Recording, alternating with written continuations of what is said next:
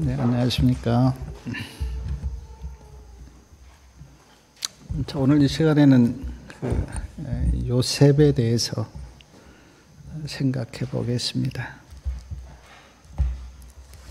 요셉에 대한 스토리는 좀 깁니다. 그래서 몇 시간이 될지는 모르겠지만 하나씩 요셉의 생애를 우리가 돌아보면서 교훈을 받고요. 그리고 요셉의 하나님은 어떤 분이신가에 대해서도 생각해 보겠습니다. 요셉의 생애는 크게 세 부분으로 나눌 수가 있는데, 요셉의 어린 시절, 그러니까 종으로 팔려가기 전에 요셉이 아버지의 사랑을 받았던 그런 시절이 있고요. 그리고 다 알듯이 종으로 팔려가서 보디발의 집에서 10년 동안 종살이하고 그 후에 감옥 생활을 했던 시절, 그리고 애굽의 총리가 된 다음에 살았던 시절, 세 부분으로 크게 나눌 수가 있습니다. 요셉의 어린 시절은 아주 사랑받고 행복하게 지냈던 그런 시절입니다. 성경에 보니까 채색 옷을 입혔다 그랬는데, 그 채색 옷은 다른 형제들이 입어보지 못한 그런 옷이었어요. 아주 특별한 사랑을 받았던 요셉이었습니다. 그 편애가 물론 좋지 않은 그런 결과를 낳았지만, 그러나 아버지의 편애를 받았던 그런 시절이 있었습니다. 그리고 창세기 37장 7절 이렇게 이하에 보면 요셉이 형들에게 꿈 이야기를 하지 않습니까? 내가 꿈을 꾸었는데 우리가 밭에서 곡식을 묻고 있는데 내 단은 일어서고 또 형들의 단은 다 내 단을 둘러서서 절했습니다. 그 꿈 이야기를 했습니다. 성경에 보니까 그 꿈 이야기를 듣고 형들의 마음이 어땠다 그랬어요? 상했다 그랬습니다. 그러면 네가 우리 왕이 되겠느냐? 네가 우리를 다스리겠느냐? 라고 하면서 형들의 마음이 상했어요. 또한 창세기 그 37장 9절부터 보면 또 다른 꿈 이야기를 또 요셉이 합니다. 그 꿈 이야기는 해와 달과 11별이 나에게 다 절하더이다. 여기에서 해는 아버지를 가리키고요, 달은 어머니를 가리키고 11별은 11 형제들을 가리켰는데, 아버지와 어머니와 11 형제들이 다 나에게 절을 했습니다. 그 꿈을 형제들이 듣고도 형제들의 마음이 많이 상했습니다. 형들이 왜 요셉을 미워했는가? 두 가지 이유를 들 수가 있는데, 하나는 너무 아버지가 요셉만 사랑하니까 형들이 아주 마음이 상한 겁니다. 왜 요셉을 사랑했는가? 야곱이 가장 사랑했던 누가요? 라헬이 낳은 아들이었기 때문에 요셉을 아주 사랑한 거예요. 근데 그 편애가 결국 형제간 사이에 마음이 서로 갈리는 그런 이유가 됐죠. 편애는 아주 안 좋습니다. 편애하지 말아야 돼요. 자식을 키우다 보면 마음에 안 든 자식이 있을 수가 있습니다. 그러나 부모는 편애하지 말아야 돼요. 하나님이 공평하신 하나님인 것처럼 우리도 편애하지 말아야 됩니다. 저도 사역을 하면서 제가 굉장히 많이 기도한 부분이 뭐냐면, 교인들을 편애하지 않는 거예요. 물론 마음에 든 교인이 있고요, 마음에 안 든 교인이 있어요. 그러나 교역자는 그걸 표시내면 안 됩니다. 같이 대해야 돼요. 그래야 교인들 사이에 어떤 분열이 안 일어나지, 마음을 따로 쓰기 시작하면 그게 느낌이 오잖아요. 느낌이. 그러면 멀어져요. 저는 그런 부분에 있어서 신경을 많이 쓰려고 기도합니다. 또 하나는 꿈 이야기인데, 자, 그 꿈은 하나님이 주신 건 맞습니까? 하나님이 주셨어요. 그리고 그 꿈대로 우리가 요셉의 생애를 알듯이 그대로 됩니다. 근데 제가 여기서 생각한 게 뭐냐면, 아무리 그 꿈을 하나님이 주셨다고 하더라도 그 꿈 이야기를 형들에게 한 것은 요셉이 지혜롭지 못했어요. 안 했으면 더 좋았습니다. 그 꿈이 사실이고 하나님이 주신 꿈이라 하더라도 우리는 지혜가 필요해요. 어떤 말을 누구에게 어느 때 할 것인가 하는 것은 지혜가 필요합니다. 지혜가 있어야 돼요. 저도 이렇게 인생을 살아보고 또 이렇게 사역을 하면서 느끼는 게 뭐냐면, 그 말이 옳아요. 그리고 사실이에요. 그러나 그때 하지 않았으면 좋았다고 하는 생각을 해요. 그래서 그 말이 옳고 사실이라고 아무 때나 하면 안 됩니다. 때와 장소를 분별해서 아주 지혜롭게 해야 돼요. 우리가 요즘 잠언을 배우고 있는데, 잠언에 가장 많이 나온 말이 뭡니까? 지혜. 지혜가 있어야 된다. 지혜. 지식을 많이 배우는 거하고요, 그 지식을 지혜롭게 쓰는 거하고는 다른 차원이에요. 어떤 사람이 많이 알고 있는데 지혜가 부족해서 그거를 잘못 쓰는 사람들이 많이 있는데, 제가 인생을 살아보니까 많이 아는 것도 물론 중요하지만 그보다 더 중요한 것은 지혜예요. 지혜로운 사람이 돼야 돼요. 근데 그 지혜는 성경에서 누누이 이야기하지만 그 지혜는 어디로부터 온다? 하나님께로부터 온다. 하나님께로부터 온다. 제가 이렇게 보면서 인생을 살아가면서 느끼는 게, 진짜 하나님을 경외하는 사람은요, 시골 노인이라도 그렇게 지혜로울 수가 없어요. 죄에 안 빠져요. 근데 하나님을 떠난 사람은 아무리 배우고 뭐 박사학위를 따도 죄에 빠지는 것 보면 지혜가 없는 거예요. 그래서 제가 가장 지혜로운 사람이 누구냐면, 하나님의 말씀을 쫓아서 사는 사람. 그 사람은 정말 지혜로운 사람이에요. 누구에게도요 안 넘어가고 죄에 안 빠져요. 자기 자신을 굳건하게 지켜요. 근데 하나님을 떠나서 사는 사람은 늘 넘어지고 빠지고 자기까지는 지혜롭게 한다고 하는데 그게 지혜가 아니죠. 자기에게 스스로 속는 거죠.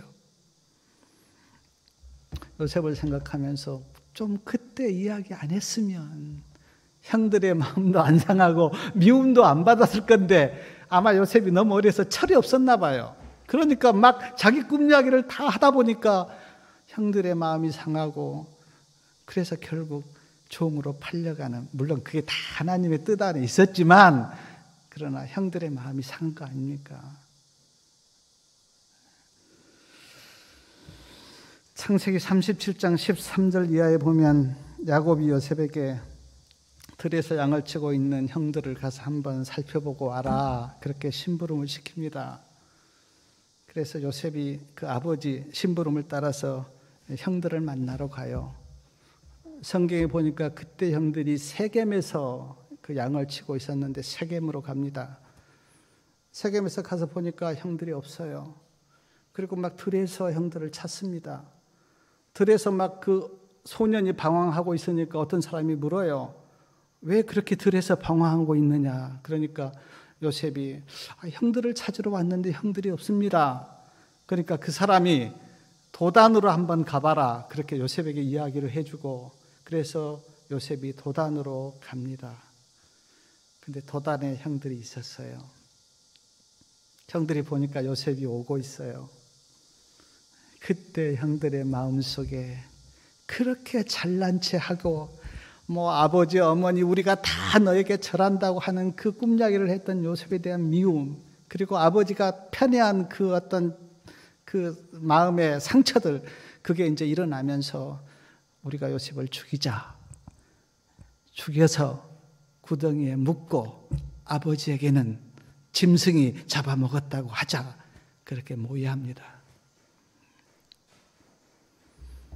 그 모의를 장자 제일 큰양 루벤이 들어요. 제일 큰양의 마음은 언제나 요셉이 지금 11번째 아들인데 막내나 같은데 이제 좀 짠하잖아요. 그러니까 장자 루벤이 그때 죽이지는 말자. 원래는 죽여서 구덩이에 묻으려고 그랬는데 죽이지는 말고 그냥 구덩이에 넣자. 루벤이 그렇게 제안을 해요. 제일 큰형이어서 이제 동생들이 다 따라서 채색 옷을 벗기고 요셉을 구덩이에 쳐넣습니다. 그리고는 성경에 보면 그리고는 이제 밥을 먹고 있었어요. 근데 그때 밥을 먹고 있는데 그때 미디안 장사꾼들, 이스마엘 후에 미디안 장사꾼들이 약대에 향품과 모략과 그런 걸 싣고 지나가요. 그걸 보고 유다가 말합니다. 유다가 셋째 형인가 되는데 유다가 말해요. 요셉을 저런 사람에게 팔자. 왜냐하면 그 구덩이에 이제 빠뜨려 놓으면 어떻습니까? 시간이 가면 죽잖아요. 먹을 것도 없죠. 뭐 나올 수도 없죠. 그러니까 분명히 죽을 거거든. 그러니까 유다가 너무 마음이 짠해서 그 미디안 장사꾼들에게 우리가 요셉을 팔자, 그렇게 제안을 해요. 거기 제안에 다 그러면서 창세기 오늘 읽었나요? 창세기 37장 26절과 27절에 그 유다의 제안이 나오는데, 우리가 우리 동생을 죽이고 그의 피를 은닉한들 무엇이 유익할까? 요셉을 이스마엘 사람들에게 팔고 우리 손을 그에게 대지 말자. 그는 우리의 동생이요 우리의 고륙이니라. 그래서 요셉을 구덩이에서 끌어내요.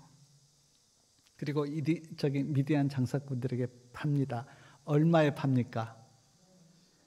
은 20에 팔아요. 예수님은 얼마에 팔렸습니까? 은 30에. 요셉은요, 은 20에.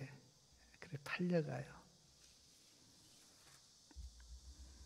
제가 여기서 이렇게 말씀을 묵상하면서 마음속에 깨달아지는 게, 사람을 미워하면 어떻게 되는가에 대해서 제가 생각해 봤어요. 자, 미운 감정이 있어요. 그러면 어떻게 행동하는가? 요한일서 3장 15절에 보면 형제를 미워하는 자는 살인하는 자다, 그렇게 말씀하셨는데, 미워하다 보면요 어느 날 그게 이제 행동으로 나타나죠. 이 세상의 모든 살인이 어디에서 시작한 거예요? 미움에서 시작한 거 아닙니까? 어느 목사님이 이런 이야기 하더라고요. 이제 마음속에 이제 쌓이다 보면 어느 날 그게 터지잖아요. 뭐 그대로 계속 쌓여 있으면 또 병들어 죽죠. 그러니까 어느 날 터집니다. 그렇듯이 그 미워하다 보면요, 그게 마음이 쌓이다 보면 터져요. 그게 살인으로 나타날 수도 있고, 또 어떤 다른 행동으로 나타날 수도 있고, 싸울 수도 있고, 칠 수도 있고 하는데, 지금 형제들이 요셉을 미워하는 그 미움의 감정이 결국 이렇게 나타나는 거 아닙니까? 죽이려고 하다가 형들이 말리니까 장사꾼에게 팔아버리는. 그리고 제가 그 형들의 그 마음의 심정을 이렇게 볼 때도 다 달라요. 특히 시므온은 요셉을 아주 미워했습니다. 시므온. 그래서 그 이제 나중에 나오겠지만 양식 사러 가서 요셉이 딱 한 사람을 붙잡아두는데 그게 누구였습니까? 시므온을 붙잡아둔 거 아니에요. 왜냐하면 요셉에게 가장 못 살게 굽게 한 게 시므온이었거든. 시므온만 감옥에 딱 가다 놓고 다 돌려보내잖아요, 형들은. 시므온과 몇 형들은 요셉을 죽이려고 했고, 가장 장자였던 베냐민은 요셉을 어떻게 살려보려고 했고, 유다 형은 이제 요셉을 불쌍하니까 꺼내서 장사꾼에게 팔고, 감정이 다 달랐어요. 그러면서 제가 생각하는 게, 신앙이란 어떤 감정과 어떤 생각을 가지고 사는가가 신앙인 것 같아요. 그게 신앙의 척도예요. 내가 영적인 사람인가, 영적인 사람이 아닌가를 우리가 물론 여러 가지 각도에서 볼 수가 있지만 그 한 가지 각도는 어떤 감정과 어떤 생각을 가지고 사는가. 우리의 생각과 우리의 감정이 하나님과 일치되며 하나님 가까이가 있는가, 그 사람은 영적인 사람이에요. 근데 그의 생각과 그의 감정이 세상적이고 인간적이라면 신앙이 없는 거죠. 한번 생각해 보십시오.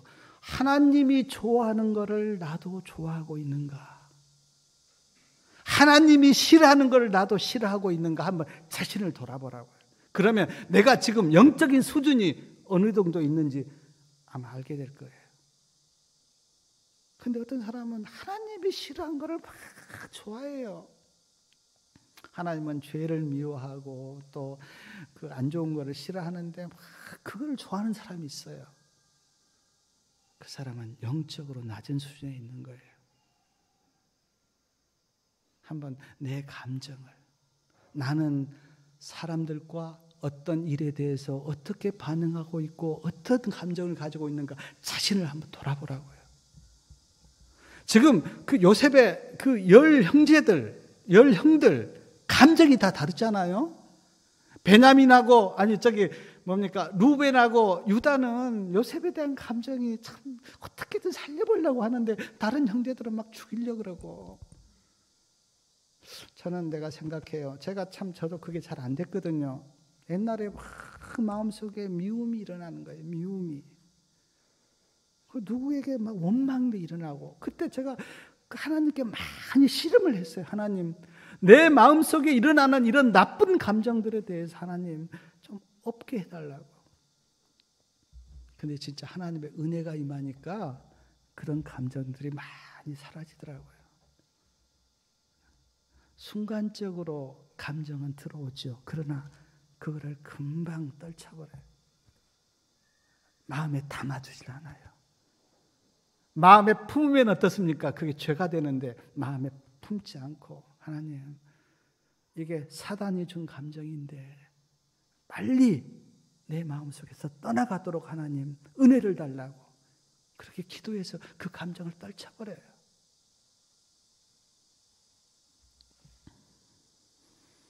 사랑하는 여러분, 하나님이 좋아하시는 것을 좋아하고 하나님이 싫어하는 것을 싫어할 수 있는 그런 마음의 감정이 되시기 바랍니다.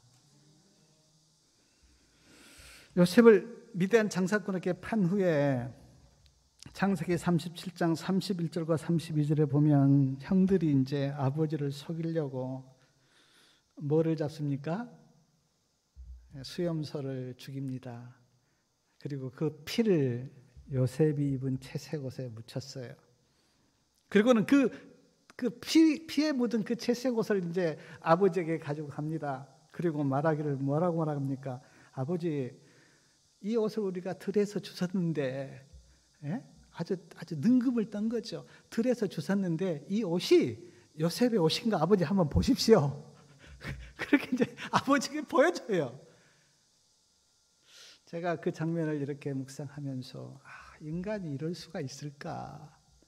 자기들이 팔아놓고 그 요셉 입은 그 옷에 피 묻혀서 들에서 이거 주웠는데 아버지 요셉의 옷 맞습니까? 진짜 좀 뻔뻔스럽고 가증하고. 근데 이것이 인간의 죄된 모습 아닙니까? 아주 어쩔 때는 우리가 얼마나 내가 내 자신을 봐도 가증스러울 때가 있었어요. 내가 어떻게 그런 일을 했을까? 어떻게 그런 말을 했을까? 근데 이게 인간의 죄된 모습이라고요. 만물보다 심히 부패한 게 뭐라 그랬습니까? 마음이라. 마가복음 보면 우리 속에서 뭐가 나온다고요? 악한 것, 죄된 것, 가증스러운 것들이 우리 속에서 나온다고.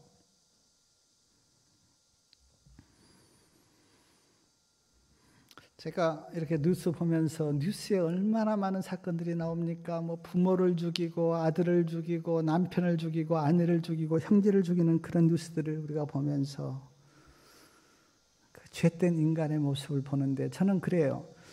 뭐 참 동물은 이성도 없고 뭐 지혜도 없고 하지만 그 타락의 깊이를 보면요, 동물보다 인간이 훨씬 악합니다.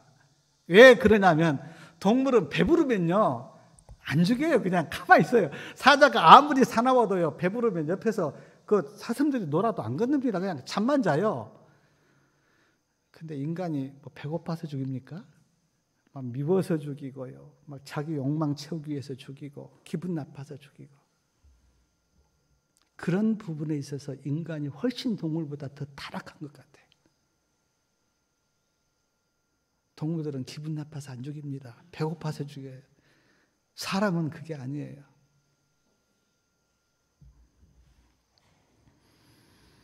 아버지 야곱이 그 피 묻은 요셉의 옷을 보고 그 성경에 보면 이제 막 애통합니다. 이 옷이 내 아들 옷 맞다. 우리 그 요셉이 악한 짐승에 먹혔고 찍혀서 죽었구나 하면서 막 그 요셉의 옷을 보면서 이제 막 애통합니다. 그리고 막 자기 옷을 찢고요, 뭐 굵은 배를 허리에 동이고 이제 애통해요. 근데 사실은 요셉은 안 죽었고 지금 야곱이 자기 자식들에게 속은 거죠. 사실은 자기 자식들에게 속은 거죠. 근데 야곱이 한때 아버지를 속였잖아요. 그냥 다 손에 털 묻혀서 에서처럼 그 속여서. 근데 그대로 지금 야곱이 자식들에게 속임을 당한 거예요. 갈라디아서 6장 7절에 보니까 심은 대로 거둔다라는 말씀이 성경에 나오는데 그건 진리입니다. 다 심은 대로 거두어요. 하나님은 하나님이 만든 법칙을 깨트립니까? 안 깨트려요. 그 법칙 속에서 하나님께서 일하시고요, 축복하시고 은혜 주세요. 심은 대로 거두어요. 콩 심은 데 콩 나고 팥 심은 데 팥 나요.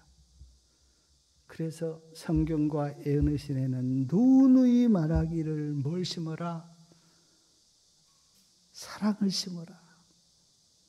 사랑을 심어라. 남에게 대접받고자 하는데도 너로 대접하라. 사랑을 심으면 분명히 사랑이 돌아와요. 근데 미움을 심으면 미움이 돌아와요. 그래서 성경은 심은 대로 거둔다. 이 법칙을 하나님은 절대로 안 깨트립니다. 믿음을 심으면 믿음의 싹이 나오고 믿음의 열매가 맺혀요. 아멘? 그러나 불신을 심어보세요. 불신의 열매가 맺혀요. 근데 요셉이 이제 종으로 팔려갑니다. 근데 종으로 팔려가면서 무슨 일이 요셉에게 일어났는지 부자 선지자 214페이지에 있는 말씀을 제가 읽어드릴게요. 요셉은 이제 팔려가면서 지금 있었던 일이에요. 팔려가는 중간에 요셉은 자기 조상들의 하나님이 자기의 하나님이 되시리라는 것을 믿었다. 그리고 그 팔려가는 그 중간에 여호와께 자기 자신을 완전히 헌신하였다. 이스라엘의 수호자 하나님께서 그가 유랑하는 땅에서도 그와 함께 계시기를 기도하였다.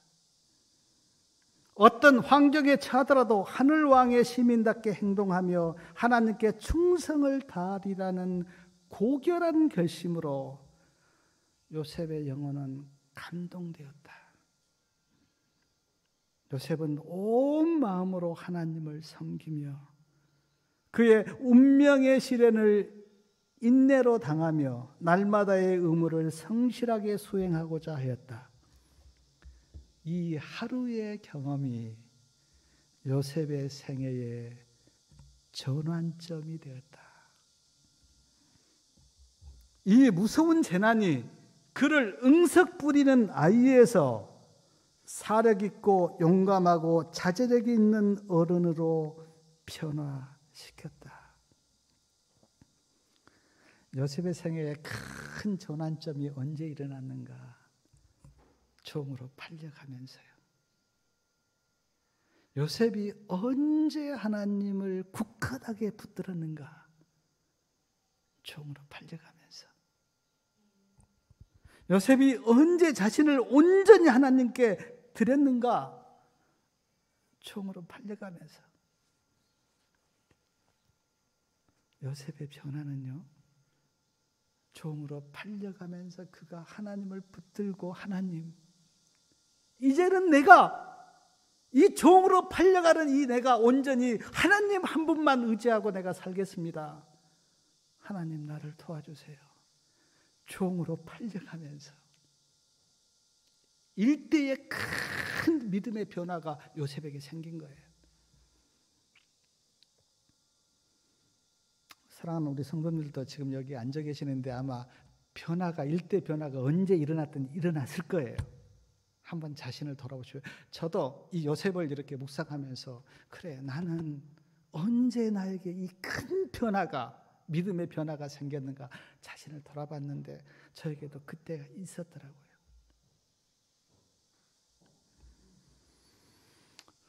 모든 사람이 물론 다 그런 건 아니지만 어떤 사람에게는요, 고난이 뭡니까? 자신을 변화시키는 최고의 스승이에요. 책에서 배우지 못했던 그걸 어디에서 배우냐면 고난 가운데서 배워요. 아무리 이론적으로 설명해도 전혀 마음에 와닿지 않았던 것들이 어떤 고난의 환경에서 마음속에 깊은 깨달음과 함께 배우게 된다고요. 그래서 성경에 시편 119편 71절에 말씀 한번 찾아볼까요? 시편 119편 71절에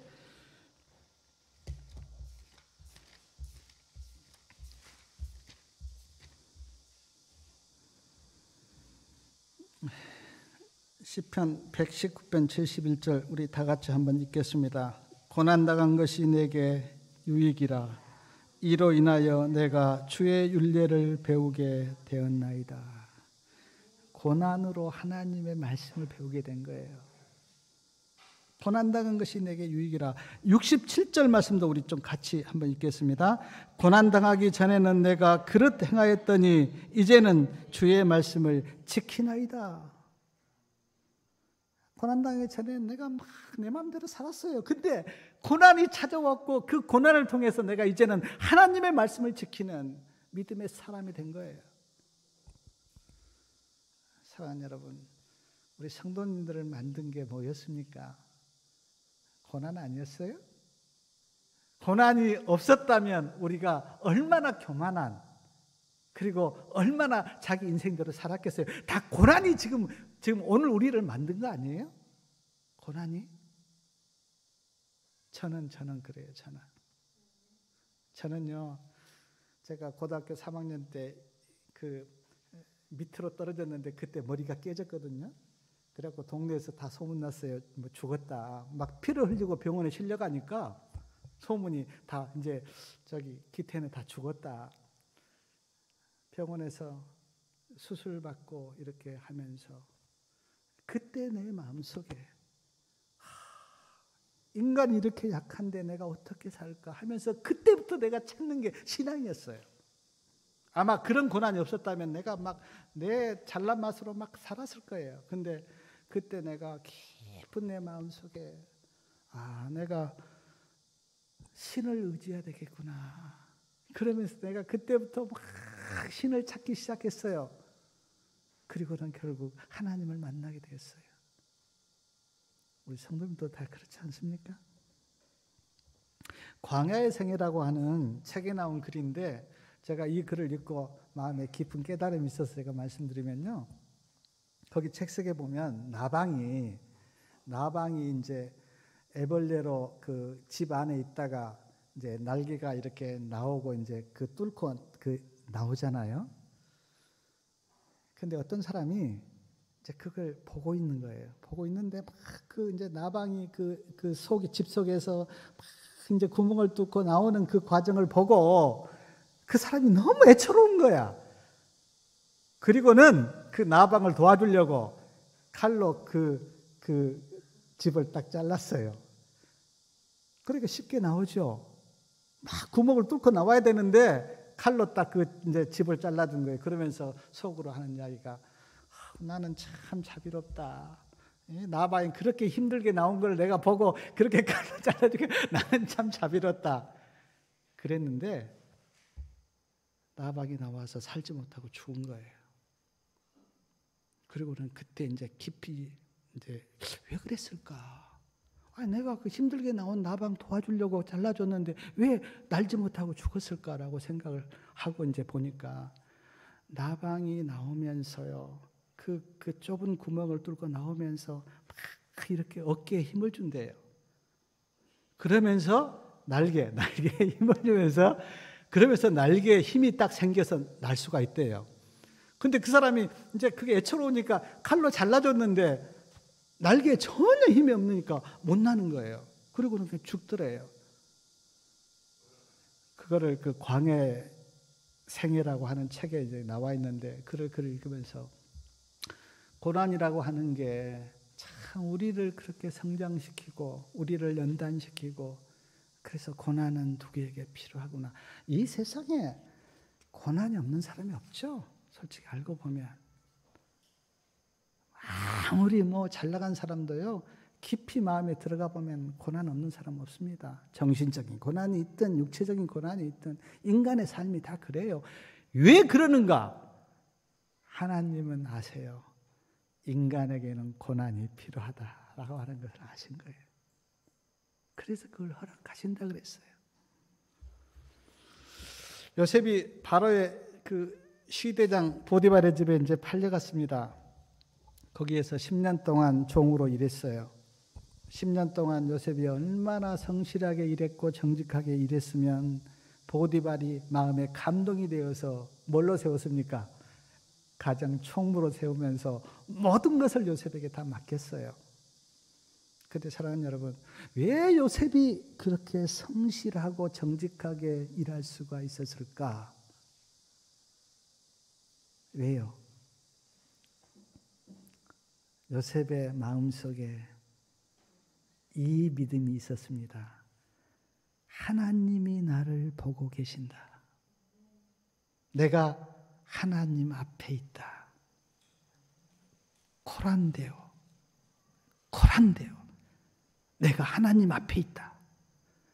하나님이 나를 지켜보고 계신다고 하는 이 믿음이 요셉에게 있었어요. 그래서 요셉이 그렇게 정직했고 그렇게 성실했는데, 그게 감동이 되어서 보디발이 모든 것을 맡기면서 요셉을 그렇게 세웠잖아요.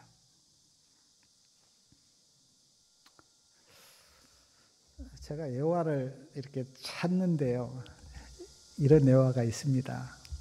하루는 왕이요, 신하들이 얼마나 정직한지를 테스트하려고 왕이 신하들에게 씨앗을 다 나눠줬어요. 씨앗을. 근데 그 씨앗이 죽은 씨앗이에요. 일부러 지금 정직을 테스트하기 위해서 지금 죽은 씨앗을 다 신하들에게 나눠주면서 이거를 잘 키워와라, 그렇게 이제 명령을 했습니다. 신하들이 왕이 준 그 씨앗이니까 얼마나 정성스럽게 이제 하겠어요. 가서 이제 다 화분에다가 다 그 씨앗을 정성스럽게 심었습니다. 씨앗이 나옵니까? 죽은 씨앗인데 안 나오는 거예요. 신하들이 이제 막 마음에 근심이 돼서 이제 똑같은 씨앗을 다 구해서 이제 다시 다 심었습니다. 그리고는 정성을 다해서 키웠어요. 어느 날 왕이 명령했습니다. 내가 너희들에게 나눠준 그 씨 잘 키워왔는데 내가 볼 테니까 이제 그 다 들고 와라.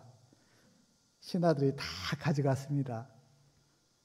근데 한 사람이 빈 화분을 들고 온 거예요. 왕이 물었어요. 아니 다 다른 신하들은 그렇게 다 잘 키워왔는데 너는 왜 빈 화분을 들고 왔느냐? 그 신하가 대답하기를 왕이시여, 내가 정성을 다해서 심었는데 싹이 안 나옵니다. 그래서 내가 이렇게 빈 화분 들고 왔습니다. 왕이 그 사람을 네가 제일 정직하구나, 그 사람을 큰 관직에 높이 세웠다고 하는 이야기를 제가 들은 적이 있는데, 성경 한번 보십시오. 계시록도 그렇고요, 여러 군데 하나님의 백성들의 특징을 이야기할 때 거의가 다 정직을 이야기해요. 거짓말하지 않는다, 진실되고 정직하다.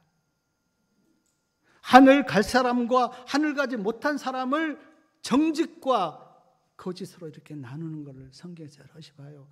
계시록 제일 끝에도 성 안에 있는 사람과 성 밖에 있는 사람을 어떻게 구분하냐면 거짓됨과 진실됨에 대해서.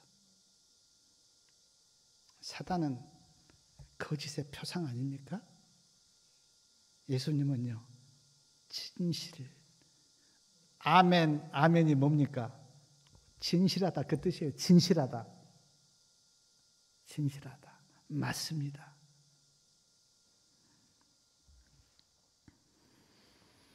그리고 또 우리가 잘 아는 이야기지만 보디바르의 아내가 동침하자고 요셉을 유혹하였을 때 요셉이 거절하면서 했던 말이 창세기 39장 9절에 있는 말씀인데, 이 말씀도 우리가 좀 같이 한번 읽어보겠습니다. 창세기 39장 9절이요.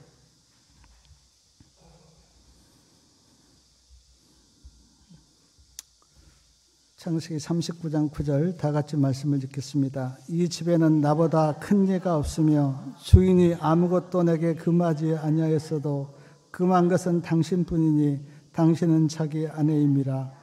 그런즉 내가 어찌 이 큰 악을 행하여 하나님께 득죄하리까. 요셉이 보디발의 아내가 유혹할 때 누구를 의식했냐면 하나님을 의식했어요. 내가 하나님께 어떻게 죄를 짓겠습니까? 하나님을 의식했다고요. 그런데 부자 선지자 217페이지에 이런 말씀이 있던데 제가 한번 읽어드릴게요. 주인 보디발의 아내의 요구를 거절하면 그 결과가 어떻게 되리라는 것을 잘 알고 있었다. 보디발의 아내의 요구를 들어주면 보아와 총애와 보상이 있고, 거절하면 수치와 투옥과 죽음이 있었다. 요셉의 미래의 전 생애가 이 한순간의 결정에 달려 있었다. 원칙을 어길 것인가? 하나님께 순종할 것인가? 이때 요셉은 누구를 생각했냐면 하나님을 생각했다고요. 내가 보디발의 아내에게나 보디발에게 죄를 짓는다, 그렇게 고백하지 않고 내가 어떻게 하나님께 죄를 짓겠습니까? 하나님을 의식했다고요. 사랑하는 여러분, 믿음으로 산다고 하는 게 뭡니까? 저는 지금 와서 제가 깨닫기를, 믿음으로 산다고 하는 것은 매 순간 하나님을 의식하면서 사는 것이다. 하나님을 의식하면서요. 내가 하나님 앞에 있다, 하나님이 나를 보고 계신다고 하는 그 믿음, 그게 믿음으로 사는 거예요. 그거 잊어버리세요. 그거 잊어버려보세요. 믿음으로 못 삽니다. 그냥 안식일에 와서는 하나님 생각하는데 안식일 마치고 가서는 그냥 늘 자기 마음대로 사는 것, 그건 아니잖아요. 근데 요셉은 어떤 일을 중에서도 하나님이 나를 보고 계시고 내가 하나님 앞에 있다고 하는 그 믿음으로 요셉이 산 거예요. 사랑하는 우리 성도님 여러분, 항상 하나님을 의식하시기 바랍니다. 하나님을 의식하면서 사셔야 돼요. 그래야 믿음으로 살아요. 어떤 일 앞에서도, 어떤 사람 앞에서도 하나님을 의식해야 돼요. 요셉이 그랬다고, 요셉이. 보디발의 아내가 유혹할 때 요셉은 하나님을 의식했다고요. 내가 어떻게 하나님께 죄를 짓겠습니까? 제가 그 동굴하고 터널에 대해서 이렇게 글을 보면서 그 글에 보면 그리스도인들은 동굴 속으로 들어간 것이 아니고 터널 속을 지나가는 것이다. 그렇게 말씀하셨어요. 동굴은 어떻습니까? 막혀 있죠. 더 못 가요. 그런데 터널은요, 끝에 광명한 빛이 있습니다. 그런데 그리스도인의 삶이 그렇다는 거예요. 그리스도인의 삶은 동굴 속으로 지나간 것이 아니라 터널 속을 지나간 것이다. 가다 보면 어떻습니까? 빛이 보여요. 근데 제가 요셉의 생애를 이렇게 돌아보면서 꼭 그런 거예요. 요셉은 종으로 팔려갈 때, 그리고 감옥에 들어갈 때 얼마나 그 생애가 그 동굴 속으로 들어간 것처럼 그런 생애였잖아요. 근데 끝에는 얼마나 찬란하고 얼마나 빛이 납니까? 요셉이. 사랑하는 여러분, 이 세상에 사는 삶이 다 힘들잖아요. 제가 청년들, 오늘 우리가 청년 이야기 했지만 청년들 보면 좀 안쓰러워요. 자기 인생도 살아야 되지, 믿음도 지켜야 되지, 이 두 가지 하기가 너무 어깨에 무거운 거야. 그래서 막 거기서 방황한 거예요. 잘못하면 먹고 살기 힘들지, 그렇다고 믿음을 버릴 수도 없지. 그 둘 사이에서 막 힘들어하는 그런 사람들의 모습을 보는데, 그러나 우리는 터널을 지나가고 있다고 생각하십시오. 가다 보면 빛이 나와요. 우리가 지금 이 세상이 좀 힘들어도 구원을 받을 것이고 부활할 것이고 천국에 가서 살 것이고, 우리에게는 끝이 영광이라고요. 영광. 요셉이 그랬다고. 요셉이. 저는 물론 요셉의 생애를 하나님께서 다 그렇게 인도하셨지만, 그러나 팔려갈 때 요셉이 그렇게 하나님 붙들고, 하나님, 나 이제 하나님만 믿고 살겠습니다. 그렇게 가다 보니까 어때요? 찬란한 빛이 나온 거 아니에요? 용기 잃지 마시고 믿음으로 살다 보면 우리에게는 약속이 있잖아요. 주님이 다시 오신다. 부활의 약속, 하늘 집에 대한 약속. 그 약속을 주님께서는 분명히 지키실 것입니다.